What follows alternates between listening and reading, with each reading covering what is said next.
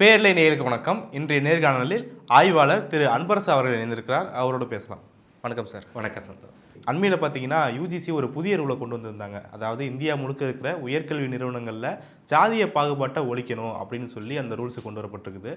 இந்த ரூல்ஸ் எங்களை புறக்கணிக்குது, எங்கள் மேலேயும் தான் சாதிய பிரச்சனைகள் தொடரப்படுகிறது அப்படின்னு சொல்லி உயர் சாதியினர் அப்படின்னு சொல்லப்படக்கூடிய மாணவர்கள் போராட்டத்தில் இறங்குறாங்க. இப்போ பார்த்தீங்கன்னா அந்த சட்டத்தை உச்சநீதிமன்றம் நிறுத்தி வச்சிருக்கிறத பார்க்குறோம். இந்த சட்டத்தில் என்ன பிரச்சனை பார்க்கப்படுது, இந்த சட்டம் என்ன வலியுறுத்துகிறது, எப்படி பார்க்குறீங்க? அதான் சந்தோஷ், இது இந்திய உயர்கல்வியில் நீண்ட காலமாக ஒடுக்கப்பட்ட பிற்படுத்தப்பட்ட மாணவர்கள் சந்திக்கின்ற பிரச்சனைகளுக்கு தீர்வு காணணும் அப்படின்றது தான் அந்த யூஜிசி இந்த ரெகுலேஷனை கொண்டு வந்திருக்கிறாங்க. என்னது, promotion of equity in higher education. இது சாதிய பாகுபாடுகளுக்கு மட்டும் இல்லை. ஒரு மாணவர் கல்வி நிலையில் மொழி ரீதியாகவோ மத ரீதியாகவோ பொருளாதார ரீதியாகவோ பாலின ரீதியாகவோ அனைத்து வகைகளையும் பாரபட்சத்தை ஒதுக்கலை சந்தித்தால் அவர்களுக்கு நிவாரணத்தை ஏற்படுத்தி கொடுக்கணும் அப்படின்றதுக்காக தான். இப்போ இது திடீர்னு யூஜிசி ஞானோதயம் கொண்டு வரல. தொடர்ந்து இப்போ உச்சநீதிமன்றத்தில் பல்வேறு வழக்குகள் தொடரப்பட்டு, குறிப்பாக உங்களுக்கு தெரியும் 2016ஆம் ஆண்டு ரோஹித் வெமுலா, நாட்டையே உலுக்கி நாட்டை பேசு பொருளாக்கிய ரோஹித் வெமுலாவினுடைய மரணம் தற்கொலைக்கு தூண்டாதான் பட்டார் என்பது தான் உண்மை. அம்பேத்கர் பேரில் ஒரு மாணவர் சங்கம் தொடங்கியதற்காக அங்கே இருக்கக்கூடிய ஏபிவிபி அமைப்புகள் பாஜக அழுத்தம் கொடுத்து கிட்டத்தட்ட அன்னைக்கு கல்வி அமைச்சராக இருந்த ஸ்மிருதி இராணி மூலமாக அந்த நிறுவனத்துக்கு அழுத்தம் கொடுக்கப்பட்டு அதன் மூலமாக அவர் தற்கொலை செய்து கொண்டார்.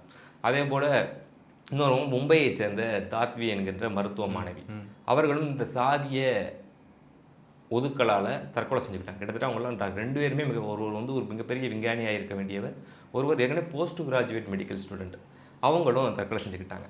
இந்த பாதிக்கப்பட்ட மாணவர்களின் சார்பில் அவருடைய பெற்றோர்கள் உச்சநீதிமன்றத்தை அணுகி பல்வேறு கட்டங்களில் வழக்கு தொடர்ந்ததன் ஊடாக உச்சநீதிமன்றம் தான் இந்த வழிகாட்டுதலை கொடுத்தது. குறிப்பாக இந்த ஆண்டு தொடக்கத்திலேயே ஜனவரி 3ஆம் தேதி இன்றைக்கு தலைமை நீதிபதியாக இருக்கக்கூடிய சூரியகாந்த் அவர்களும் இன்னொருவரும் சேர்ந்து ஒரு அமர்வு 2 வாரத்துக்குள்ள இதற்கான ஒரு வகையை இங்கே செய்யணும்னு சொல்லியிருக்கிறாங்க. அதே போல் இன்னொன்று நம்முடைய ஆளுநர் தீர்ப்புக்கு கொடுத்தாங்க இல்லையா, ஆளுநருக்கு கால கெடுவை விதித்தார்கள் இல்லையா, அந்த பெஞ்சு, குறிப்பாக பர்திவாலா ஆர் மகாதேவனுடைய அமர்வு, அதே போல் ஆர்டிகிள் 142, அதாவது உச்சநீதிமன்றத்துக்கு இருக்கிற தனி அதிகாரத்தை பயன்படுத்தி உயர்கல்வி நிறுவனங்களில் இருக்கக்கூடிய சிக்கல்கள், அதனுடைய ஃபேக்கல்ட்டி வேக்கன்சி, துணைநிலை நியமனங்கள், மாணவர்கள் தற்கொலைகள், அதுக்கான நடவடிக்கை எடுக்கணும்னு உத்தரவு பிடிச்சாங்க. கிட்டத்தட்ட அது மாணவர் தற்கொலை என்பது ஒரு எபிடமிக், ஒரு தொற்று நோயை போல இருக்குது அப்படின்னு சொல்கிறாங்க. இதையெல்லாம் தீர்வு காணணுன்னு தான் அடிப்படையில் உச்சநீதிமன்ற தீர்ப்புகளின் அடிப்படையில் யூஜிசி இந்த ரெகுலேஷனை கிட்டத்தட்ட 2012ஆம் ஆண்டு இதே போல் கல்வி நிலையங்களில் ஏற்படுகின்ற ஒதுக்கலுக்கு எதிராக மாணவரை காப்பாற்றுவதற்காக அவருக்கு நிவாரணம் வழங்குவதற்காக கொண்டு வரப்பட்ட ஒரு ரெகுலேஷனை 2026ஆம் ஆண்டு இப்போது மாற்றி அமைச்சாங்க. இப்போ இதில் எங்கே பிரச்சனை வருதுன்னா, 2012 குறிப்பாக அந்த சாதிய ஒதுக்கல்கள் அப்படின்றதுல பகுதியில் SC ST மாணவர் மட்டும் இருந்தாங்க. இப்போ OBC மாணவர்களையும் இணைச்சிட்டாங்க. ஏன்னா நீங்கள் பார்த்தீங்கன்னா அனைத்து தரவுகளும் சொல்வது இந்தியாவுடைய முக்கிய கல்வி நிறுவனங்கள் IIT IIM போன்றவர்களையும் சரி, மத்திய பல்கலைக்கழகங்களானாலும் சரி, அதில் 80% யார் தான் இருக்கிறா? ஆசிரியர்களே, ஜென்ரல் கேட்டகரி, பொது பிரிவினர் தான் இருக்கிறாங்க. பெரும்பாலும் இவருடைய அவர்களால் அழுத்தத்துக்குள்ளாகப்பட்டு மரணமடைகிறவர்களும் இருக்கிறாங்க. அதே போல் அந்த மாணவர்களுக்கு, எந்த மாணவர்களுக்கு, ஜென்ரல் பிரிவு மாணவர்களுக்கு சாதகமான சூழ்நிலையும் கல்வி நிலையங்களில் வருது. அப்படி இருக்கிறப்ப OBC பிரிவையும் சேர்த்துருக்குறாங்க. அதுக்கான தரவுகள் நிறையா இருக்குது. இப்போ நீங்கள் பார்த்தீங்கன்னா இந்த தேசிய குற்றாவண காப்பகம் சொல்லக்கூடிய தகவலின் அடிப்படையே கூட கிட்டத்தட்ட 13,000 பேர் இறந்துருக்காங்க 2023க்குள்ள.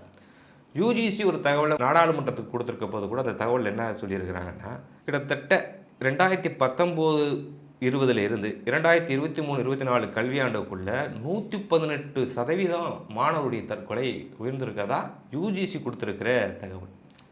அதே போல் ராஜ்யசபாவில் 2023 கேட்கப்பட்ட ஒரு கேள்விக்கு கேட்கப்பட்ட பதிலில் 2019 21, இப்போ அதுக்கு இன்னும் ஒரு 5 ஆண்டு இருக்குது, அது கேட்ட காலங்களே 98 மாணவர்கள் இறந்துருக்கிறாங்க. அவங்களாம் எந்த வகுப்பை சேர்ந்தவங்கன்னு பார்த்தீங்கன்னா தலித்துகள், பகுஜன்கள், ஆதிவாசி பிரிவை சேர்ந்தவங்க இறந்துருக்கிறாங்கன்றாங்க. ஏன்னா இன்னொரு தேதி கிட்டத்தட்ட இப்போ சமகாலத்தில் வெளியிலேருந்து பல எடுக்கக்கூடிய ஆய்வுகள் 25,000க்கும் மேற்பட்ட மாணவர்களுடைய தற்கொலை இருக்கிறதா சொல்கிறாங்க. இப்போ இது ஒரு பெரிய பிரச்சனையாக சமூகத்தில் இருக்குது. இதை தீர்க்க வேண்டும் என்பதற்காக தான் கொண்டு வரப்பட்டது. இல்லை, இதில் தற்கொலை தாண்டி இப்போது அந்த உயர்ஜாதியினர் சொல்லப்படக்கூடிய மாணவர்களும் தானே கேஸ்ட் டிஸ்கிரிமினேஷனை அனுபவிக்கிறாங்க அப்படிங்கிற விஷயம் இருக்குல்ல, அது ஒரு பசங்களும் நடந்திருக்காது அப்படிங்கிற கேள்வி இருக்குது. இது எப்படிங்க நீங்கள் லாஜிக்காக இருக்கும். ஏன்னா இது இந்த அளவுகோலை வைத்தீங்க என்றால் அது சாதி ரீதியான ஒடுக்குமுறை அப்படி ஒன்றே இந்த ஊரில் இல்லைன்னு தான் நம்ம சொல்லணும்.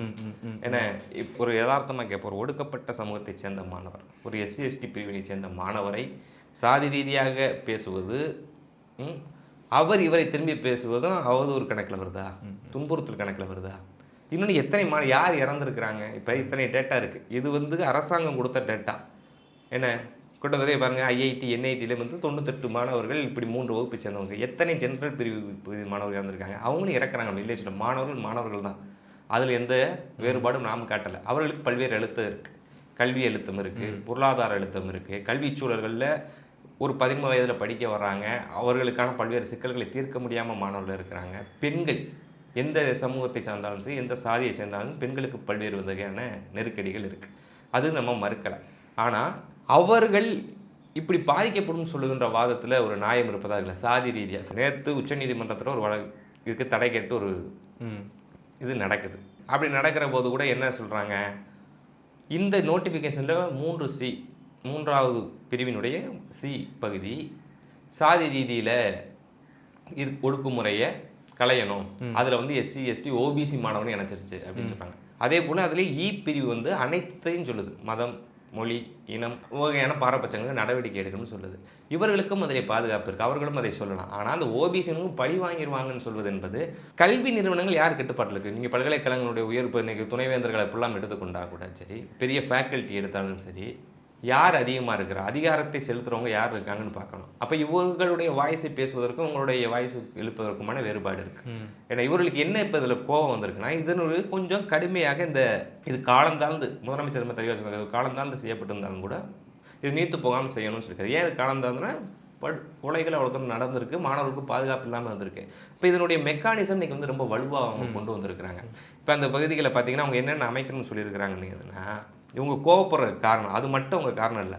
ஈக்குவாலிட்டி ஆப்பர்ச்சுனிட்டி சென்டர்னு ஒன்று நிறுவனம்னு சொல்லியிருக்கிறாங்க. சரிங்களா? அதில் வந்து கிட்டத்தட்ட ஒரு 5 பேராசிரியர் கொண்ட குழு இருக்கணும், சமத்துவ குழுன்னு ஒன்று அமைக்கணும்னு சொல்லியிருக்காங்க. இதுதான் பிரச்சனை. அவங்களுக்கு அது பிரச்சனை இல்லை. இந்த முடிவெடுக்கிற ரெப்ரசன்டேஷன் என்ன இருக்குது, இந்த சமத்துவ குழு ஈக்விட்டி கமிட்டி இருக்கு இல்லையா, முடிவெடுக்கும் அதிகாரம் கொண்ட குழு, இதில் 50% எஸ்சி எஸ்டி ஓபிசி பெண்கள் மற்றும் மாற்றுத்திறனாளிகளுக்கு ஒதுக்கப்பட வேண்டும். ஓகே, நீங்கள் பார்த்தீங்கன்னா ஏற்கனவே மார்ஜினலைஸ்ட் வாய்ஸ் அற்றவங்க இருக்கணும் அப்படின்னு சொல்லியிருக்கிறாங்க. அதே போல் புகார், இப்போ வந்து நீங்கள் ஒரு மாணவர் புகார் கொடுத்தாங்கன்னா அது 24 மணி நேரத்தில் அந்த ஈக்விட்டி கமிட்டி அட்ரஸ் பண்ணணும். அந்த ஈக்விட்டி கமிட்டி 15 நாள் ரிப்போர்ட் தள்ளி உயர்கல்வி நிறுவனத்தை கொடுக்கணும். அது 7 நாளில் நடவடிக்கை எடுக்கணும்னு சொல்லியிருக்காங்க. யூஜிசி இது கண்காணிக்கிறதுக்கும் குழுக்கள் அமைப்போம், அதுக்கான மெக்கானிசத்தை உருவாக்கும்னு இது சொல்லியிருக்கு. அப்படி செய்யலைன்னா இந்த கல்வி நிறுவனங்களுடைய யூஜிசி திட்டங்கள் தான் அவங்க நீக்கப்படுவாங்க. பட்டம் வழங்குவதிலிருந்து அவர்கள் டீபார் செய்யப்படுவார்கள். அதே போல் உயர்கல்வி நிறுவனம் என்கின்ற சட்ட அந்தஸ்தை இழப்பார்கள். இணையவழி கல்வி சேவைகளை அவர்களால் வழங்க முடியாதுன்னு ஒரு அழுத்தத்தை கொடுத்துருக்கு. இப்படி என்றால் பல்வேறு கல்வி நிறுவனங்கள், இது தனியார் கல்வி நிறுவனங்களுக்கு பொருந்தும், இதுக்கும் பொருந்தும். அப்படி என்றால் ஒரு அரசு இதுக்கு உதவி செய்யுது, அதாவது இதுக்கு வந்து கடுமையான நடவடிக்கை எடுக்கிறாங்க, ஒரு மேம்போக்காய் செய்து விட முடியாது என்பது தான் அவர்களுக்குள்ள ஒரு பிரச்சனை. இன்னைக்கு வந்து பெரும்பாலான போராட்டங்களை நடத்துகிறவங்க பாருங்கள், ஏன்னா உயர் சாதி மாணவர்கள் நடக்கல, பல்வேறு இந்துத்துவ அமைப்புகள் தான் என்ன எடுக்குது. இது அப்படியே ஒவ்வொரு காலத்திலும் நடந்தது தான். மண்டல் குழுக்கு எதிராக எப்படி போராடினாங்களோ அதே போல தான். அதில் பாதிச்சிருச்சா? அதே போல் உங்களுக்கு புரியுது, அது ஏற்கனவே இந்த சமூகத்தில் ஒருத்தர் செல்வாக்கு செலுத்திக்கிட்டு இருந்த ஒரு பகுதி, பிற்படுத்தப்பட்ட ஒரு மக்களுக்கெல்லாம் என்ன இடஒதுக்கீடு கிடைக்க போதுன்னு ஒரு பெரிய போராட்டத்தை நடத்தினாங்க. அப்பயே வந்து இது வந்து ஒரு இடஒதுக்கீடு காலத்திலேருந்து இருந்த மாதிரி ஆர்டிகல் 14 இப்பயும் கூட உச்சநீதிமன்றத்தில் வாதாடுறாங்க. பாகுபாடு பாட்டப்படக்கூடாது, அரசியல் சட்டம் அனைவரும் சமம், அதில் எந்த வகையிலும் பாகுபாடு கட்டக்கூடாதுன்னு சொல்கிறாங்க. ஆனால் அப்படி பாகுபாடு எல்லாம் சமத்துவமாக இருக்கிறோம். ஏன்னா கல்வி நிலையங்களில் இந்த பிரச்சனை, இந்த உண்மையை மறுத்து விட்டு ஒரு தடை செய்ய வேண்டும், தன்னுடைய ஆதிக்கத்தை பாதுகாக்க வேண்டும் என்று பல்வேறு ஆதிக்கவாதிகள் போராட்டம் பண்ணுறாங்கன்றதான் இதில் இருக்கக்கூடிய பிரதான பிரச்சனை. சுப்ரீம் கோர்ட் வந்து சஜஸ்ட் பண்ணியிருக்கிறாங்க, அது பல்வேறு வழக்குகள் நடந்திருக்குது. ஆனால் அது யூஜிசி கொண்டு வரது அப்படிங்கிறதே ஆச்சரியத்துக்குரிய விஷயமா இருக்குது. அதை எப்படி பார்க்குறீங்க? இப்போ என்ன சிக்கல்னா, இதே உச்சநீதிமன்றம் தான் ஜனவரி 3ஆம் தேதி என்ன சொல்லியிருக்கு, 2 வார காலத்துக்குள்ளே இதை இது பண்ணுறதுக்குன்னு நடக்குது. இது அவங்களும் சும்மா கொடுக்கல. அதான் சொன்னோம் இல்லையா, ரோஹித் வெமுலாவும் தாத்வி அவருடைய பெற்றோர்கள் தொடர்ந்த வழக்கு, ஒருத்தர் 2016 இறந்துருக்கா, ஒருத்தர் 2019 இறந்துருக்கா, ஒருவர் இறந்து 10 ஆண்டுகள் ஆகிவிட்டது, ஒருவர் இறந்து கிட்டத்தட்ட 7 ஆண்டுகள் ஆகிவிட்டது. இது தொடர் சட்ட போராட்டத்தின் மூலமாக கிடைத்திருக்கிற ஒரு முடிவு. அப்படித்தான் யூஜிசி இந்த முடிவுக்கு கொடுத்துருக்குறாங்க. சும்மாவெல்லாம் அவங்க என்ன வந்து கொடுக்கல. ஆனால் நமக்கு நேற்று வந்து என்ன ஒரு பிரச்சனைனா, அதுக்கு தடை கொடுத்துருக்கின்றதை விட அவங்க எழுப்பியிருக்கிற கேள்விகள் தான் நமக்கு பெரிய ஆச்சரியத்தை ஏற்படுத்திருக்கு. இதில் என்னன்னா சஜஸ்ட் பண்ணுறதும் சுப்ரீம் கோர்ட்டு, தடை பண்ணுறதும் சுப்ரீம் கோர்ட். ஆமாம், ஏன்னா நாங்கள் எதிர்பார்த்த மாதிரி இல்லைன்னு இருக்கிறாங்க. இப்போ அது கூட பிரச்சனை, அவங்க சொல்லியிருக்க கருத்துக்கள் தான் நமக்கு ஆச்சரியமாக இருக்குது. இது எப்படி இது முழுமையாக நிறுந்து போய்விடுமா அப்படின்ற மாதிரி என்ன இருக்குது சொல்லியிருக்கு. அவங்க என்ன சொல்கிறாங்க, இது வந்து பொது பிரிவினமாக பாதிக்கப்படுவதற்கான கூறுகள் இது இருக்குன்னு அவங்க சொல்கிறாங்க. இது எப்படி அவங்க என்ன சொல்கிறாங்க, அதே தான் அந்த மாதிரி சொல்லணும். இந்த இந்த நோட்டிஃபிகேஷனில் இந்த கொடுத்துருக்க புதிய இதில் 3C இல்லை SC/ST சாதிய ஒதுக்கல் அப்படின்னு சொல்லி SC/ST OBC மாணவர்களுக்கு எதிரான சாதி ஒதுக்கல் நடவடிக்கை எடுக்கும்னு சொல்லுது. 3வது பகுதியினுடைய பிரிவு அனைத்து மாணவர்களுக்கும் சாதி மொழி மன ரீதியாக வருது. அப்படின்னா வந்து ஒரு பணக்கார ஒரு SC மாணவர் பாரு, அவர் இது பண்ணிட்டாங்கன்னா அவங்களால இது பண்ண முடியுமா அப்படின்னு கேள்வி கேட்குறாங்க. இது எப்படி வந்து பொருத்தமாக இருக்கும். அதே போல் என்ன கேட்குறாங்க, அவங்க கேட்குற கேள்விகள்லாம் நமக்கு வந்து எப்படி பாதிக்கப்படுவாங்கன்னு அவங்க சொல்கிறோம் இல்லையா. இப்போ நமக்கு டேட்டா என்ன சொல்லுது, 2019 வந்திருக்கக்கூடிய செய்திகள் நமக்கு கிடைக்குது. IIT வெளியிட்டிருக்கக்கூடிய ஒரு ஆய்வறிக்கையில் 70% டிஸ்அட்வான்டேஜ்டு குரூப்ஸ் மாணவர்கள் தான் பாதிக்கப்பட்டிருக்காங்கன்னு. இப்போ இவங்க சொல்வதில் பொது பிரிவினர் பாதிக்கப்படுவதற்கு எந்த தரவுகளும் இல்லை. அதே சமயம் SC/STக்குள்ள வந்து OBC மாணவர்கள் பாதிக்கப்படுவதற்கு பெரிய ஆய்வு முடிவுகள் இருக்கு. அதை கணக்கில் எடுத்துக்கொள்ளாமல் என்ன பண்ணியிருக்காங்க, பேசியிருக்காங்க, இப்போ தடை வச்சிருக்கிறாங்க.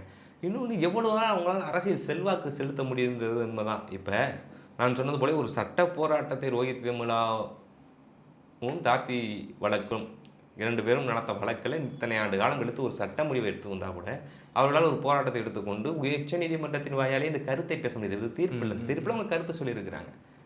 என்ன அப்படின்ற வலிமையை யார் பெற்றிருக்கா? இவ்வளவு தூரம் அரசியல் வலிமையை அவங்களால பெற முடியுது. இவ்வளவு தூரம் ஒரு உச்சநீதிமன்றத்தில் தாக்கம் செலுத்துகின்ற ஒரு வலிமையை பெற முடியுது. ஆனால் அதுக்கு எதிராக இருக்கக்கூடிய இதர நாட்டினுடைய 80 விழுக்காடு இருக்கக்கூடிய SC/ST OBC மக்களுக்கு அந்த வலிமை இல்லை அப்படின்றதான் இருக்குது. அப்போ கல்வி நிலைமை என்னவா இருக்குன்னு இதுவே சான்று இல்லையா? இப்போ இன்றைக்கி வந்து இது ஒரு நேஷனல் டாப்பிக்காக மாறி இருக்கு. எப்படி இந்த வலிமை, இந்த ஊடக வலிமையும் இந்த பேசு பொருளும் உடனடியாக தடை வாங்குற உத்தரவு எங்கேருந்து கிடைக்குது அப்படின்றதான் பார்க்கணும். இல்லை, சுப்ரீம் கோர்ட்டோட நடவடிக்கை வந்து இப்போ நாடு முழுக்க ஒரு கொந்தளிப்பு ஏற்பட்டிருக்கு. இதை தற்காலிகமாக நம்ம வந்து நிவர்த்தி பண்ணணும் அப்படிங்கிறதுக்காக கொடுக்கப்பட்டிருக்கலாம் இல்லையா? அந்த கன்சர்ன்ல எந்த நாடு முழுக்க இருக்குது? கிட்டத்தட்ட உத்தரப்பிரதேசம் சில பல்கலைக்கழகங்கள் நடந்துகிட்டு இருக்கு. தமிழ்நாட்டில் எங்கேயா நடந்துச்சு பார்த்தீங்களா? இப்போ இடதுசாரி மாணவர் சங்கங்கள் தான் மாணவருடைய உரிமைக்காக போராடி இருக்கு. இப்போ வந்து எந்த ABVP இருக்குது, எந்த மாணவர் நலனுக்காக போராடி இருக்குன்னு செய்தி பார்த்துருக்கீங்களா? ஹைதராபாத் யூனிவர்சிட்டியில் ஒரு ஸ்டூடெண்ட் எலெக்ஷன் நடத்த முடியல ABVPயால், அவங்க தடை பண்ணிட்டுருக்காங்க. இன்னொன்று JNUவிலே கடந்த காலத்துக்கு எதுக்கெல்லாம் போராடி இருக்காங்க, யாரெல்லாம் போராடுறாங்களோ அதுக்கு எதிராக போராடுவாங்க. யாரெல்லாம் ஏதாவது மாணவர் முற்போக்கான கருத்து தான் தேசத்துக்கு எதிராக கருத்து பேசுகிறான்னு பேசுவாங்க. புரியுங்களா? மாணவர் நலன் சார்ந்து எதாவது பண்ணியிருக்காங்களா? அப்போ மாணவர் நலன் சார்ந்து செயல்படக்கூடிய இடதுசாரி மாணவர் சங்கங்கள் இதை ஏன் வரவேற்றிருக்கு? இன்னைக்கு முதலமைச்சர் ஏன் இதை வரவேற்றிருக்கிறாரு? இந்த வேறுபாடு நீங்கள் பார்த்தீங்கன்னாலே அது உங்களுக்கு புரியும். அப்போ இது பெரிய அளவுக்கு போராட்டம் இல்லை, சரிங்களா? உச்சநீதிமன்றம் பெரிய எதிர்ப்பு ஒரு சிறு குழுக்களுடைய இது வந்து நமக்கே சந்தேகமாக தான் இருக்குது. வந்து யாரும் பார்த்தீங்கன்னா இது வந்து யாரும் நேரம் மோடியை பேசுறது இல்லை, UGCயை பேசுகிறாங்க. இன்னொரு அந்த துபே அவர் ஏதோ கருத்து சொல்லியிருப்பாருன்னு அவருக்கு எதிராக பேசுகிறாங்க. இப்படி தான் பேசுகிறாங்க. தர்மேந்திர பிரதானுக்கு எதிராக கருத்து சொல்கிறாங்க. நிறைய பாஜக உறுப்பினர் உத்தரப்பிரதேச ராஜினாமா செஞ்சிருக்கதா சொல்கிறாங்க. பாஜக MPகளே ஒரு முன்னாள் எக்ஸ்-மினிஸ்டரே பேசி சங்கராச்சாரியார் அவமதிக்கிறாங்கன்னு சொல்கிறாங்க. இவர்களுடைய நோக்கம் ஒருவேளை வந்து என்னென்னா இது இப்படி ஒரு பேசு பொருளாக்கி ரியாக்ட் பண்ணுறது. இப்போ நான் கேட்குறேன், UGCயில் ஒரு இதுக்கு முன்னாடி ஒரு டிராஃப்ட் விட்டாங்க. ஏன்னா அது கிட்டத்தட்ட மாநில அரசுடைய கல்வி உரிமை பறிக்கிற மாதிரி பல்வேறு இது வந்தது. நம்மளே கூட பேசியிருக்கிறோம். அப்போ இதுக்கு இவ்வளோ பெரிய நாடுதொழி கொடுந்தொழிப்பு கொடுத்தாங்களா? அப்போ இதே மாதிரி மிரட்டல் தான் வச்சுருந்தாங்க. அப்போ ஒன்றிய அரசுடைய ஆதிக்கம் துணைவேந்தர் நியமனத்தில் இருக்கணும்னு அவங்கெல்லாம் பேசினாங்க. என்ன UGCயினுடைய நாமினி கட்டாயம் இருக்கணும், இல்லைன்னா நாங்கள் இதெல்லாம் ரத்து செய்வோம்னு சொன்னாங்க. அப்போலாம் வராத போராட்டம் ஏன் இப்போ வருது? அப்போ அதுக்கு எதிராக குரல் கொடுத்தவங்க சார். அப்போ வந்து பொலிட்டிக்கல் இன்ஃப்ளூயன்ஸ் வரும்ன்றது. இப்போ ஒரு சமத்துவத்துக்கான நடவடிக்கை வரும்போது ஏன் உங்க பதறணும்? இப்போ நம்ம ஒரு லாஜிக் கேட்டோம்னா 3C ஆமாம் சாதி ரீதியான ஒடுக்குமுறை ஜென்ரல் கேட்டகரிக்கு இருக்கின்ற வாதம் எப்படி சரியாக இருக்கும்? எப்படி இருக்கும் உங்களுக்கு? ஒடுக்கப்பட்ட மாணவரை சாதியை சொல்லி அவரை இழிவுபடுத்தி அவர் துன்புறுத்தப்படுவது. ஏன்னா இது பல்லாயிரம் ஆண்டு காலமாக இந்த சமூகத்திலேயும் சரி சுமத்தப்பட்டிருக்கிறது. சமத்துவத்தை போதிக்கிற இடம், சமத்துவத்தை பரப்புகின்ற இடமாகத்தான் கல்வி வளாகம் இருக்குது. கல்வி வளாகத்துக்குள்ள ஒருத்தர் அதை செய்கிறான்னா அவனும் இவனும் சந்திக்கிற ஒடுக்குமுறை ஒன்றா இது தனித்துவமான இவர்களுக்கே உள்ளது இல்லையா? அதற்கான புறச்சூழலும் இருக்குன்னு தான் நம்ம சொல்கிறோம். கல்வி நிறுவனங்களின் தலைவர்கள் யார்? கல்வி நிறுவனங்கள் பெரும்பான்மையாக இருக்கக்கூடிய பேராசிரியர்கள் யார்? எந்த அரசாங்கம் சொல்லியிருக்கிறது தானே, நாட்டின் உச்சபட்ச பதவிகளில் நீதிபதிகள் முதல் கொண்டு இருப்பவர்கள் யார்? இதெல்லாம் இது ரிசர்வேஷன் வேணும் ஏன் உச்சநீதிமன்றம்லாம் பேச மாட்டேங்குது? உயர்கல்வி ரிசர்வேஷன் அமல்படுத்தணும் தானே சொல்கிறாங்க, ஆனால் அவங்க செய்கிறது இல்லையே. இப்போ அதான் அதையா வந்து கராராக கேட்க மாட்டான்னு கேட்குறேன். அதான் பாருங்க, அந்த சமூக சூழல் யார் இருக்கிறான்னு தானே, யார் யாருக்காக உழைக்கிறார்கள் என்பது தான் அதில் இருக்கக்கூடிய பிரச்சனை. அதனால தான் நம்ம அதுலேயும் பிரதிநிதித்துவம் வேணும்னு கேட்குறோம். உச்சநீதிமன்றத்தில் எஸ்சி எஸ்டி ஓபிசிக்கு இடஒதுக்கீடு வேணும்னு நம்ம கேட்குறோம், கொடுங்க நீதிபதிகள் நியமனம். ஆமாம், நீங்கள் இப்போ இந்த நாட்டில் வந்து ஓபிசி மாணவர்களுக்கு இன்றைக்கி கல்வி உரிமையில் வேலைவாய்ப்பு உரிமையில் கிடைத்ததுக்கு தமிழ்நாட்டிலிருந்து போன பிற்படுத்தப்பட்ட வகுப்பை சேர்ந்த ரத்னவேல பாண்டியன் உச்சநீதிமன்ற நீதிபதியாக இருந்தனால தானே கிடைத்தது. அவர் சார்பாக செயல்பட்டான்னு சொல்லலை, பொது நீதி அதுதான், சமூக நீதி அதுதான், அந்த குரல்களை பரிசீலிக்கிறது தானே. இப்படி என்ன இப்படி ஒரு உச்சநீதிமன்ற நீதிபதி இப்படி சொல்லுவாரா? ஒரு பணக்கார எஸ்சி மாணவனால இன்னொருத்தனுக்கு பாதிக்கப்பட்டுவதை என்ன செய்வீங்கன்னு கேட்குறாரு. இந்த சிந்தனை எப்படி தான் இருக்கும்? பொது பிரிவின மாணவர்கள் எப்படி பாரபட்சம் காட்டப்படுவாங்கன்னு சொல்லணும்ல. கண்டிப்பாக அசம்சன்ல சொல்வதற்கும் டேட்டா நம்ம திரும்ப ஒரு கருத்தை கருதுகோளாக கருதி பேசுவதற்கும் ஒரு உண்மையாக நிகழ்ந்து கொண்டிருக்கிற ஒடுக்குமுறைக்கும் தீர்வு காண்பதற்கும் என்ன இது இருக்கு? இப்போ மீண்டும் 2012 ரெகுலேஷனே நம்மளில் இருக்கும்ன்றாங்க. அது சரி, இது இல்லாமல் தானே இத்தனை மாணவர் இறந்துருக்கிறான். அதுக்கெல்லாம் என்ன பதில் வச்சிருக்கிறாங்க அப்படின்றது தான்.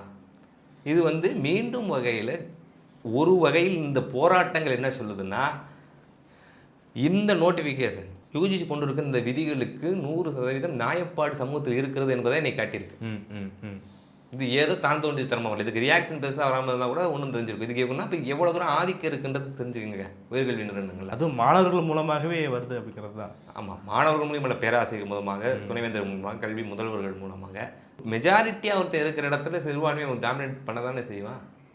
என்ன நீங்கள் வந்து சரி பெரும்பான்மையாக இந்த மாணவர்கள்லாம் படிக்க போகிறாங்க, எஸ்சி எஸ்டி ஓபிசி மாணவர் படிக்க போனாலும் அதிகாரம் செலுத்துகின்ற பேராசிரியர்கள் இப்படி இருக்கிறாங்க, கல்வி நிறுவனம் யார் பேச்சு அவங்க கேட்பாங்க? ஏங்க அவ்வளோ சீக்கிரம் ஒரு கம்ப்ளைண்ட்டை கொண்டு போய் சேர்த்த முடியுமா? இப்போ என்னென்னா உங்கள் கம்ப்ளைண்ட் கொடுத்தா 24 மணி நேரத்தில் நடவடிக்கை எடுக்கணும். அதேமாதிரி இதர போலீஸ் போன்ற இதர சமூக இதையும் பயன்படுத்திக்கணும். இந்த ஈக்குவாலிட்டி கமிட்டியில் ரெப்ரசன்டேஷன் இருக்கணும் அப்படின்னு சொல்வதான் உங்களுக்கு பிரச்சனை.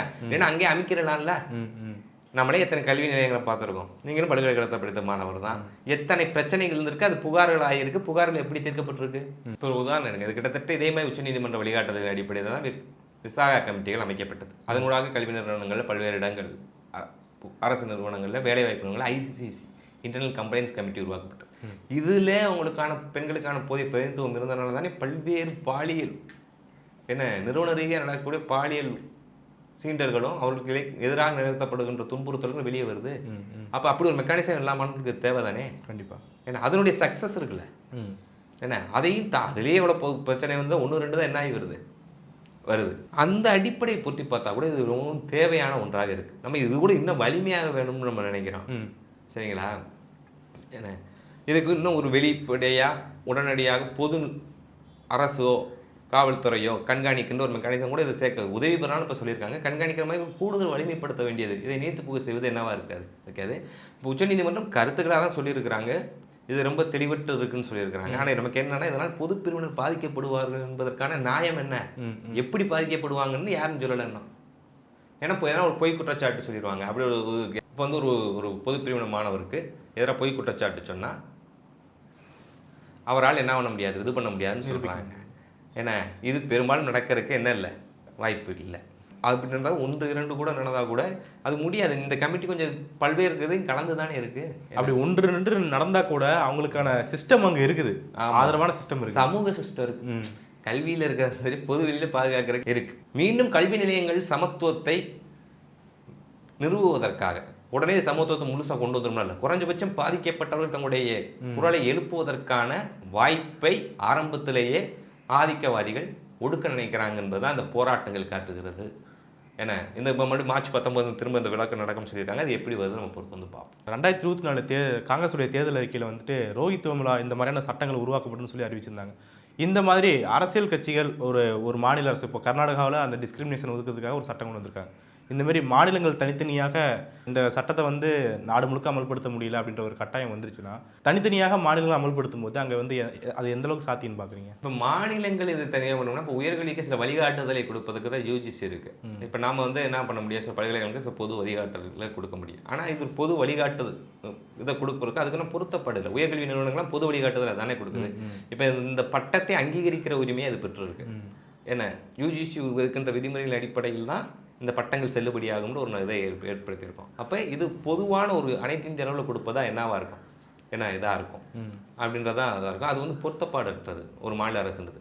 இன்னொன்று பல்வேறு பேரும் எப்படி தான் செய்வாங்க. இன்றைக்கி வந்து தமிழ்நாடு முதலமைச்சர் சிறப்பாக உடனே வரவேற்றாரு. எத்தனை முதலமைச்சர் அதை வரவேற்றாங்க. இந்த பிரச்சனையே அவங்களுக்கு என்ன இல்லை, மாணவர் பிரச்சனை ஒரு சமூக பிரச்சனை என்பதாக அது இல்லைன்றது தான் கேட்டது. அந்த நோக்கம் தமிழ்நாட்டினுடைய மரபாக இருக்கிறதுனால நம்ம உடனடியாக என்ன பண்ணியிருக்கோம், ரியாக்ட் பண்ணியிருக்கோம். இத்தனைக்கும் பாருங்கள், நமக்கு பெரிய பதவி. ஏன்னா நமக்கு பெரும்பான்மை இங்கே யார் தான் இருக்கிறா, நம்ம இடஒதுக்கீடு 69% வெற்றிகரமாக இது பண்ணி கல்வி நிறுவனங்கள் இந்த ரெப்ரஸன்டேஷனை கொடுத்துருக்குறோம். நம்ம இதை செயல்படுத்துவதற்கு தயாராக தான் இருக்கிறோம். ஆனால் நமக்கு வந்து இங்கே வந்து இந்த பொது பிரிவினமான பிரச்சனைகள் சில இடங்களில் இருந்தாலும் கூட, நான் சொல்வது பணி நியமனங்களில் சில பிரிவுகள் இருந்தாலும் கூட பெரும்பகுதி நமக்கு இல்லை. ஆனாலும் நாங்கள் இதை வரவேற்கிறோம். ஓகே, பல்வேறு விஷயங்களை தெளிவாக பகிர்ந்துட்டீங்க. உங்களுடைய நேரத்துக்கும் கருத்துக்கும் மிக்க நன்றி சார். நன்றி சந்தோஷ்.